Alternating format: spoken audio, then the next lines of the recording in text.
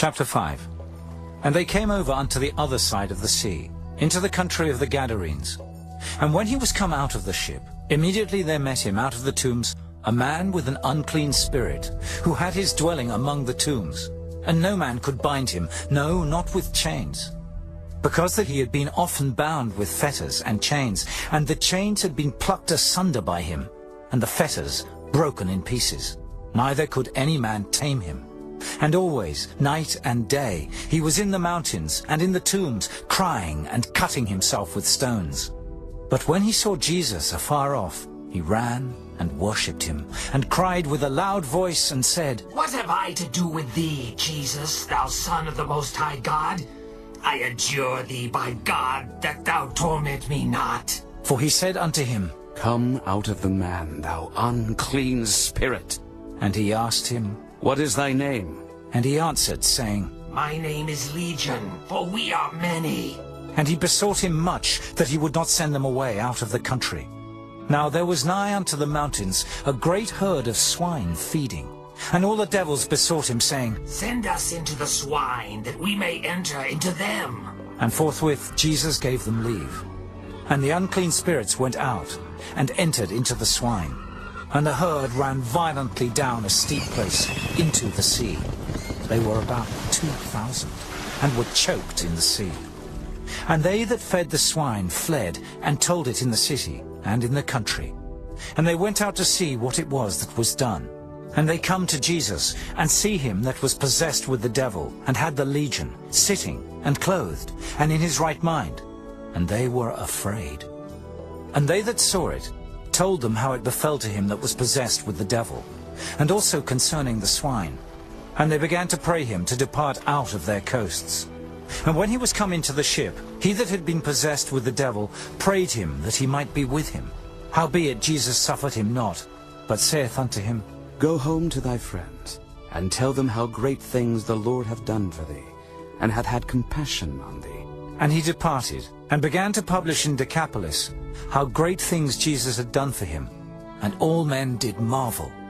And when Jesus was passed over again by ship unto the other side, much people gathered unto him, and he was nigh unto the sea. And behold, there cometh one of the rulers of the synagogue, Jairus by name. And when he saw him, he fell at his feet, and besought him greatly, saying, My little daughter lieth at the point of death. I pray thee, come and lay thy hands on her, that she may be healed, and she shall live. And Jesus went with him, and much people followed him, and thronged him. And a certain woman, which had an issue of blood 12 years, and had suffered many things of many physicians, and had spent all that she had, and was nothing bettered, but rather grew worse, when she had heard of Jesus, came in the press behind, and touched his garment. For she said, If I may touch but his clothes, I shall be whole. And straightway the fountain of her blood was dried up, and she felt in her body that she was healed of that plague. And Jesus, immediately knowing in himself that virtue had gone out of him, turned him about in the press, and said, Who touched my clothes? And his disciples said unto him, Thou seest the multitude thronging thee, and sayest thou, Who touched me? And he looked round about to see her that had done this thing.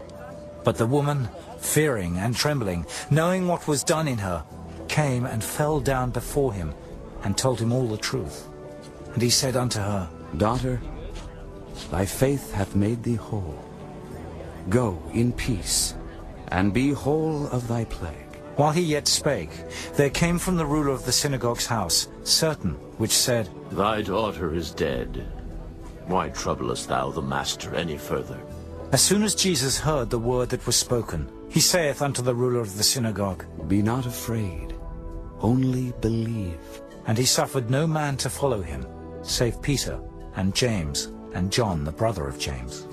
And he cometh to the house of the ruler of the synagogue, and seeth the tumult, and them that wept and wailed greatly. And when he was come in, he saith unto them, Why make ye this ado, and weep? The damsel is not dead, but sleepeth. And they laughed him to scorn.